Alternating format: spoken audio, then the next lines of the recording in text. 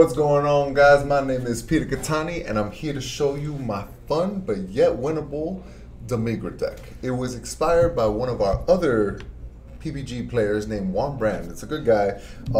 He's been on this leader for a while, mostly because he has every card foiled, so he likes Demigra for that reason. But we were testing out a fun deck when I was doing my sorbet leader, and he showed me this, and yeah, his picks of cards were different. I toyed around with it myself, and I think I fell in love with the deck. But I've been wrong before. That's why I have X's. So my love is not the greatest. But we're going to see if this works. So let me describe every card and why I chose it. Demigra is an interesting leader that breaks the mechanics of the game. Meaning, like how Mecha got errated because it's like, oh, it's way too strong. Like, you have to pay for mana and stuff. Well, Mecha was true. But this one, not that bad. He has a normal ability that when it swings, it mills 3 cards. If all of them are dark cards, which they are called black, I just have a really hard time saying that. When they're all dark cards, you draw 1 card. So it's really, you just want a mono black deck. Because if you mix around with cards, like if you put Champa for double strike or you put blue for beans, when you swing with him and you mill 3 and don't draw, it sucks because this is the beauty about this leader. Yes, back then we had leaders that didn't draw at all, but when they awoken, they drew 2 cards, so it kind of replaced himself. Cool. But this one doesn't have the same thing, because when this one awakens, it untaps 2 of your energies, which is a great mechanic, actually. I don't know too much about in this deck because I didn't put too many 10Ks. I believe there's 3 and then 4 negates. So untapping energy is not that good on your opponent's turn. It's pretty decent when you are on your turn. So yay.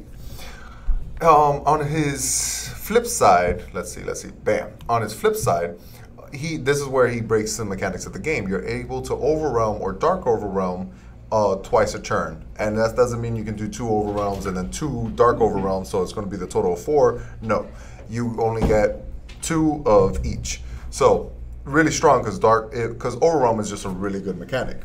Then his auto is when he swings, he draws a card. Cool. We love leaders that do that. These wish leaders that don't do that is pretty sad, but it's called balance. And then his active main, once per turn, you can pick 3 cards in your warp area and put it back in your drop. Not bad, really good. Helps you overwhelm and then uses the ability to put 3 back and then overwhelm again. It becomes a very aggressive deck. Now let me show you the choices. I run 4, 2, 4. That's 10 1-drops, but then if you look at Crisis Crusher, is that his name? Crisis Crusher, yes. If you look at Crisis Crusher, that's theoretically a 1-drop because you never want to spend 3 to bring it out. So that is 13 1-drops. Really good, well balanced for almost any matchup you go against. And what I mean by that, you know how Swap is #1 up there. Yes, this deck still has a hard time against Swap, but if you pull the right cards at the right time, the deck can actually pull off a win against it. So fun. Mind you, there's always a tier list. There's always, this is #1 deck, this is okay, and then there's this deck over here that's in the bottom that's you taking a knife to a gunfight. You're really trying to win because you're a fan of this deck. This is one of those decks. This is the knife in the gunfights.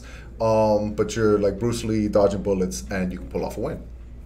So this 1-drop, Dark Power, Black Mass Saiyan. Cool. He's really for the Shenron matchups because Shenron is, if Swap wasn't a thing, the most dominating decks would be Shenron. Shenrons are way just too good. Me and Marcel did a battle series. It's in our Patreon, by the way, where he played his hand destructive Shenron deck, which basically doesn't attack you at all, destroys your hand, and then when it does attack, it's attacking for crit, so it just wins like that. Cool, really good deck. He, I don't want to say destroyed me in 2-0, but it was kind of like destroyed in 2-0. But I did have fun nonetheless, and this card at least got rid of 2 cards out of his hand when he Child Wish, so very beneficial. It also helps us awaken. Not that this leader needs to automatically awaken, but it helps extremely.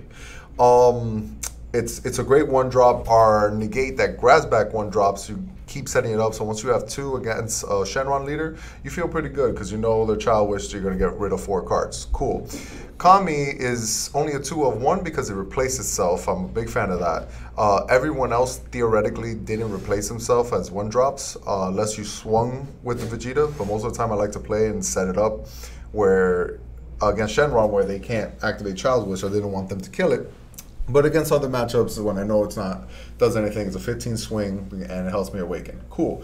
Kami's there to blow up the board when situations like that happens. So it's a really good card. This one drop. It only really works for Demigra because if your leader's Demigra and you play this, you can mill up to 2 cards. That means up. That means you can pick 0, 1, or 2. That's really beneficial when you need to overrun for 4 and this swing only does 3. Like, let's say you have 0 in the grave. You do this, you swing, 3 are in the grave. Still can't overrun 4 and you don't want to pitch a card for no reason. You drop this one just to mill 1. So now you have 4 in the graveyard, and she's a blocker, which is beneficial because we have 4 negates, and now we have 4 blockers. I'm a big fan of this card, really good with the Demigra. Now, super combos, there is 2 black super combos. It's this one and the Trunks that has Sparking 5. This one activates when you have 5 or more in your warp area, which is very easy with this leader. The Sparking one, clear as day, is not that great because you can't guarantee 5 in the graveyard all the time throughout the game. Certain situations you can play around it to make it happen, but this is the more better one. More better, is that proper English? I'm not quite sure. Really good though, fan. This is the one we're playing. Crisis Crusher is also for 1-2 swap because 1-2 swap is that good. We knew what we were gonna go play against, and it is dark. I was like black dark, couldn't say it together, but it's a dark card. And if you have no creatures on the board, which with Overwhelm you technically don't at times, like let's say your previous turn you played an Overwhelm, you swung, it goes away, now your board is clear, Crisis Crusher can come out for 1, which is really good against swap because it stops your opponent from swinging with 1 drops. It also stops you from swinging with Dark Mass Sands, so that's something you have to know when you're playing this deck. But again, doesn't really hurt unless you're awakening, so that's the only time. But if that's the case, you want to awaken, just combo it out or something. If you knew that was going to be the play, you're like, I'm going to do this. Cool. Like, let's say you overwhelm, you bring something else, you swing, you combo Crisis Crusher, you got rid of that, but now you can swing with Dark Mass Sands, swing, take the last life, so you're down to 4, awaken, bring this guy out, put 3 back, overwhelm again. It's super cool combos you can do, but you just gotta know the place. It also pops 1-drops, which is very beneficial. Let's say they're trying to set up or they have a 1-drop blocker like me, yay, you just pop it. So really good card, helps the meta. A lot of people are like, oh, it doesn't do enough against swap. It theoretically does it. It stops 2 to 3 attacks. It did its job better than most cards do. This Vegeta, when you pulled it and you got a foil, it is so beautiful, but you had no use for it, and that is the truth. It is just Overwhelm 3 and it's critical. Fun fact, you can theoretically just play it for a 3-drop critical. We did that back in set 1 when we played the Vegeta, Assault Vegeta that was critical. Now you have almost the same thing for a 3-drop. Yes, you want to overwhelm it, and it has a cool ability that when it's overwhelmed, you get to put up to 3 cards from the top of your deck to the graveyard. It's up to, again, so like if you know you can do shenanigans where you don't need to mill your deck, because mind you, every card you put in your deck is kind of important. There's a reason why it's a 50-card deck. So once you have enough pieces, you're like, I don't want to mill, because what if I mill the really most important card I have? You gotta toy around with it, so when you bring it out, you don't have to automatically go 3. Let's say let's use an example that there's 3 in the overwhelm. Cool, I overwhelm this guy, awesome. I can theoretically put 3 back, but in my awakened side I can put 3 back too, so that's 6. Why do I need 6 for? If the next card I'm going to play is, let's say, Overseen Time Trunks, cool, which costs 4. So he's going to put 3 back. No point of milling 3, so I'll just mill 1, use his ability to put 3 back, now I have 4 in total exactly, and bring out Overseen Time Trunks. Awesome. Can you overwhelm more? Yeah, sure, but again, you don't want to waste cards out of your deck for no reason. So that's the reason I put him in here. He lets me overwhelm without even using this ability. He sets up another overwhelm. Most of the other reason why I put him is also for another card that I'll explain soon. Next best cards, we're gonna do this one and this one. We're gonna skip him for a second. It's gonna be Time Patrol Trunks and Time Chronola, Savior of the Time. Overall 3 cards, really good even on your turn 1. Let's say you go second, you swing, mill 3, draw a card. You can overwhelm either of these, get a plus, beneficial because you literally get to pick up almost anything. Unless you hit 3 events, unless you hit 3 negates with this one, you can't pick it up. It doesn't plus. But other than that, it grabs every other card. So no matter what, it should be able to plus on turn 1. So you swing or just bring this out. If you're awakened, you bring one out plus, bring another one plus. This deck gets a lot of value with their overrulls. That's the purpose of this deck. So big fan. This is definitely the 4-ofs of the deck. I'm huge on these. I just like swinging 15. If they got a sensu bean, it happens. Not a big deal. You just play other cards. And you just set up. I love the fact that I can set up and dig so much that I know what I'm going to pick for my following turns. Now this 3-drop, it helps you remove. It warps things. Very good. When it comes into play, you can choose up to 2 cards from your life added to your hand. If you do pick up any, you can warp something 5 or less. So it can't kill a 7-drop cell, but 5 or less is going to kill mostly everything else. Big fan of this card. Helps you awaken. The fact that it says up to 2 means you can pick 1 if you needed to remove. It's a 3-drop theoretical removal. Against Marcel with his handless deck, he wasn't attacking me. It was helping me awaken. Did I awaken in any of the games? No, but when my hand was like only 1 card, I brought him out. I got 2 more cards, so that was super beneficial.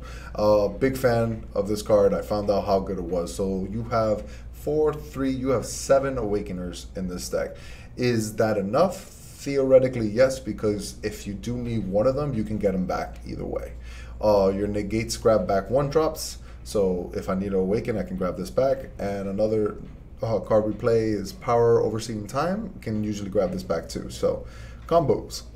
We already talked about this. It's just a really good card. It can only hit battle cards, not extras, which is only the negates.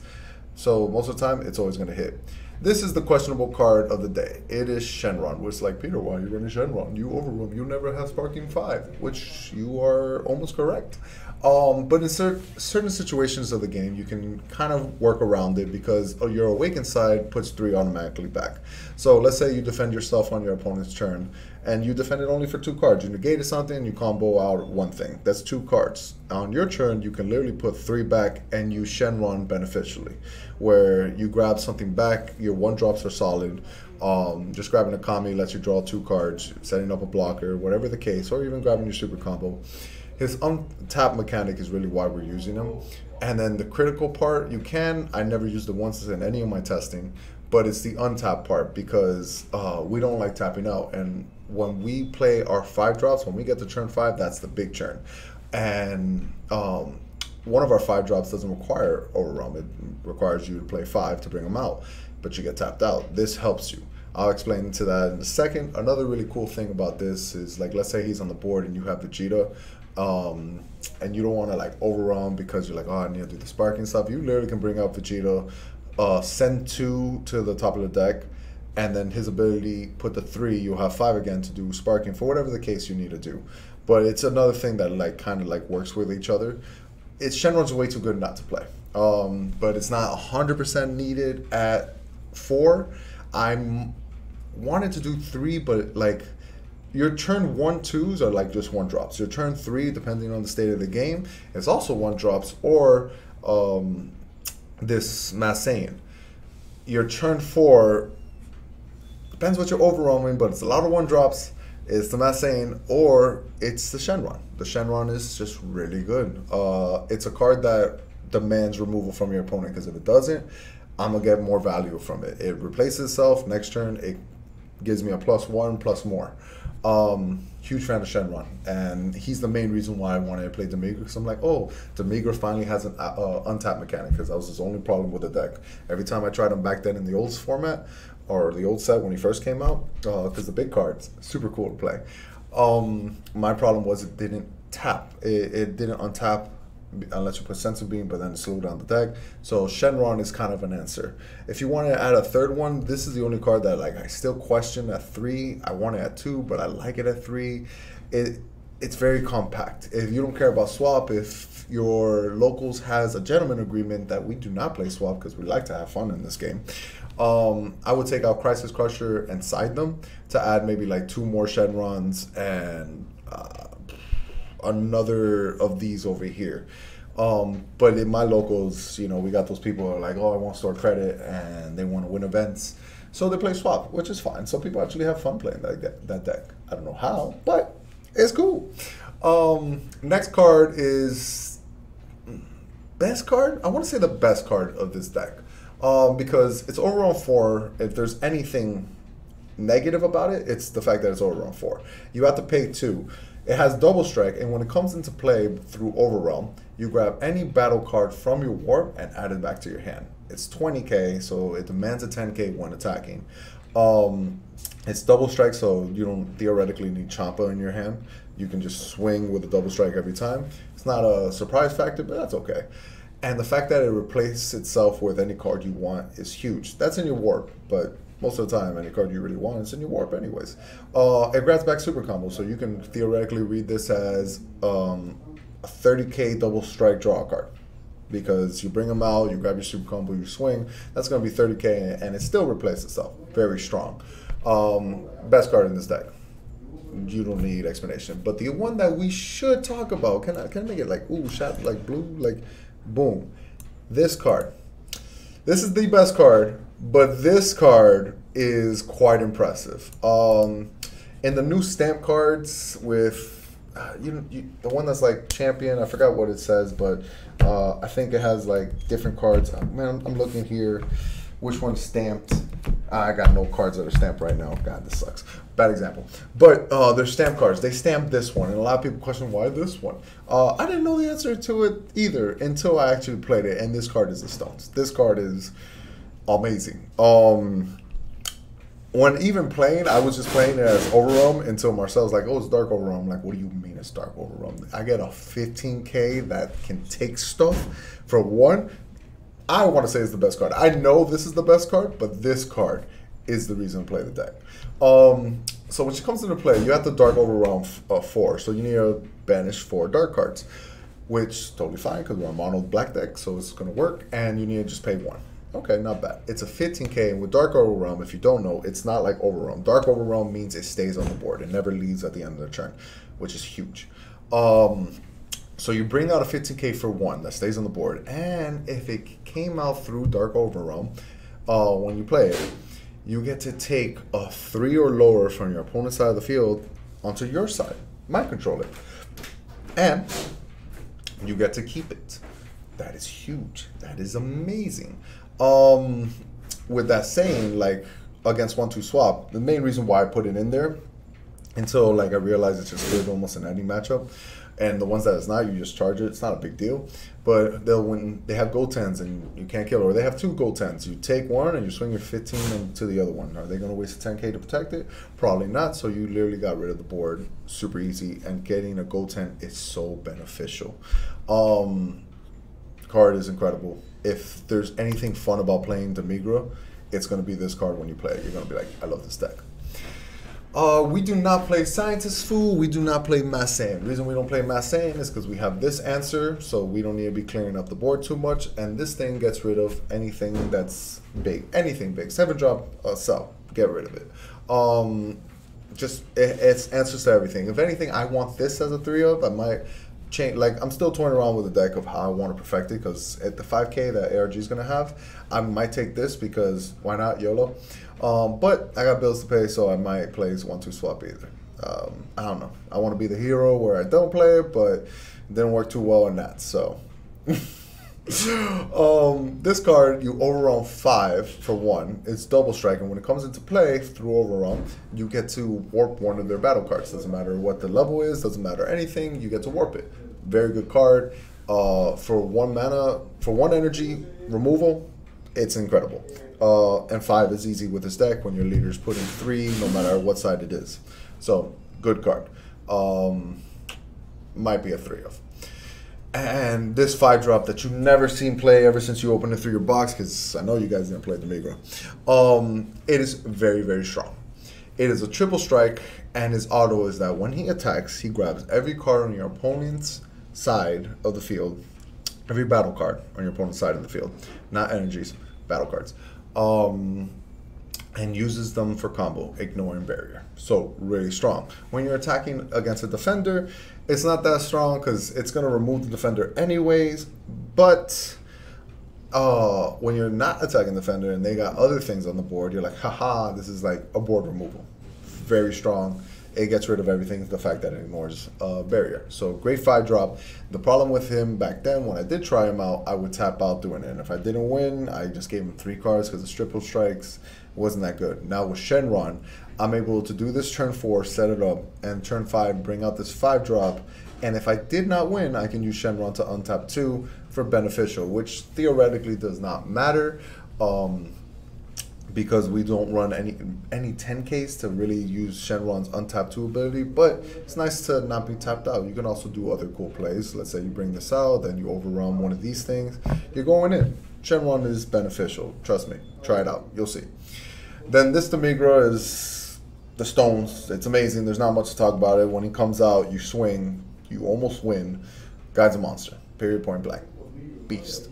So when he swings, you look at your opponent's whole hand, grab 4 battle cards, and combo with them. Even if the attack gets negated, the auto activates either way, and theoretically discards 4 cards. Monster card, and before all these people on YouTube be like, no, that's not true. If it's negated, it doesn't get rid of it. I know, common sense says no, it shouldn't get rid of it. But Bandai Horrible Ruling says yes, it gets rid of it. The power of secret rares, guys. And now this negate. Another reason why I wanted to try out Demigra, this negate is incredible. For 1, it counterattacks, negates the attack, then grab one drop battle card from your discard or warp and add it to your hand, which is huge. There's times where you can set it up where, like, let's say you overwhelm. Again, this Vegeta just becomes beneficial where you can set up plays where you just want to do different things, where you don't have to, where you can actually have the Sparking 5. Because it's Sparking 5, if you have 5 in your discard or more, you can activate it from your hand free just by taking 1 life. You don't have to be paying the 1 energy, so you can tap out for whatever case and activate this for free and setting it up. But worst comes to worst, even if you're not doing it for the Sparking 5, this card is beneficial to keep in your deck because our 1-drops are fantastic. So definitely make sure you keep this. I don't really have other cards in the sideboard. I guess I should have like thought about like cards you can take out, take in, but like these were like the best dark cards that I wanted to put in. The other one I guess you could have put in is Mass Saiyan, just for like more removal of like 1-drops and stuff in case you're going against announcer and things. But I find that this guy just got rid of everything. You had a permanent answer.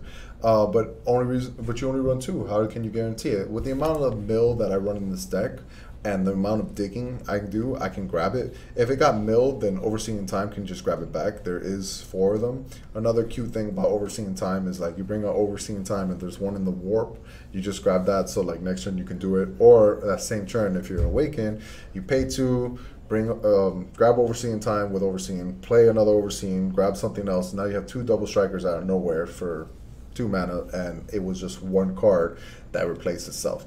This deck is just value. It gets nothing but value every time you bring something out. The only one that doesn't get value out of when you play it is pretty much this one when you overroam, because he doesn't draw anything. He just sets up for the next overroam coming out. Let's say your graveyard is completely empty and you put 3 back. Cool, put 3 back, overwhelm for Vegeta. Now you have a crit, 15. Use his ability to mill 3. Then you bring out Time Patrol, overrun because you can overrun twice. And now you have 15-15 in your leader swing. You have 2 attackers. You didn't even waste any energy. It's an aggressive deck, and it's well balanced to go against Swap and Shenron. Even though Marcel beat me in the Battle series. Spoiler alert, by the way. I'm sorry, I should have. Spoiler alert. Even though he beat me, I realized while playing him, like if I was going against a leader that actually swung at me for life, then this deck would shine. But his strategy was to eat my hand and not attack until he has game, which is totally fine. That's what Shenrons do. The only answer we could put for Shenron was literally this. Shenron is just a dominant card. I don't like Swap, but I don't like Shenron more, so I'm okay with Swap being there. Because at least against Swap, you can play style against them. You can learn how to play against them where you're like, oh, these are the correct plays you should do against them. God, someone's going to write in the comments. Drink for every time he says against them. I know, that was bad. Once I find a fancy word to say, I say it a lot. My bad, guys. But versus swap, I didn't say against them. Versus swap, you kind of learn how to play versus them. Against Shenron, there's really nothing you can do. It's like they're not going to attack, so you're never going to get value, so you need cards that awaken you. And they're doing one big play. So the whole time they're controlling the game state, their hand size is like this. Well, my hands look, this is the right way. They're like this, and till they have OTK guarantee, they don't kill you. But most of the time, they will have a guarantee eventually. But again, if you want to try something different, if you want to go to like tier C, this is an incredible deck. I'm going to have a really good time playing it. I'm playing it today for my locals. The next one I want to try out is the other Dark Sane. Let me see if I can just look at it here. You know, this is fun. This is spoiler alerts too. I'm looking at dark cards. Broly, there's only so much you can do. I think the new one is out. Let's see if they brought out the new Broly yet. This one. I should make a video, but I kind of want to see all the cards that are out by the time this card comes out. So that's why I haven't done a video, but like this card's ridiculous, by the way. Just amazing, huge fan of this. But I also want to test out this. I've been seeing a few YouTube videos of success with this because this guy is theoretically good. Not good for overwhelm though. It's surprising on that factor. The only thing I didn't like about this guy is that when he swung, he didn't draw a card. His ability just bursts 3, so you got to continuously mill. You're going to deck out.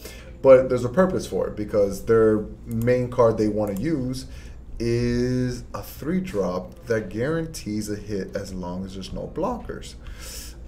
This card, boom. So that's the reason why that leader and this guy only works with dark leaders, but you need 15 Saiyans in your drop area from your opponent or yours. So Demigra can't do it because, yeah, I might put in a bunch of Saiyans, but I'm for sure going to overwhelm. That leader is not meant to overwhelm, or the way the deck was designed to build. It was supposed to mill a lot, and then these were your main attackers. A 3-drop that when it swings, no matter what, if they out-combo, if they negate or anything, they're going to get a life warped. So it's almost like critical, unless they have a blocker. At least they made sure the ruling of this card was worded right, that if your opponent has a blocker, you have to swing. You swing at that, and then it's fine. This effect doesn't activate. So balance. But the deck looks interesting. It's not an overwhelm deck, so I want to try this guy out. And then for wish leaders, this one is the next wish leader I'm going to do. He is super cool. I'm going to wish myself a new pair of underwear. Woo!